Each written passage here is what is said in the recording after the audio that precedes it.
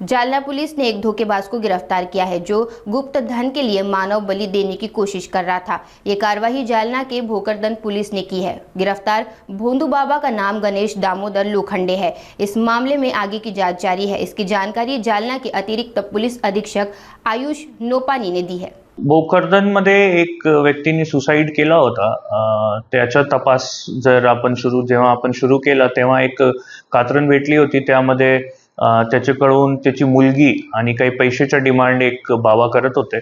त्या तपासामध्ये पुढे जाऊन तर एक गणेश लोखंडे धामणगाव बुलढाणा याचा एक माणूस आरोपी याला पोलिसांनी अटक केला आत्महत्यासाठी प्रवृत्त करण्याच्या गुन्ह्यामध्ये।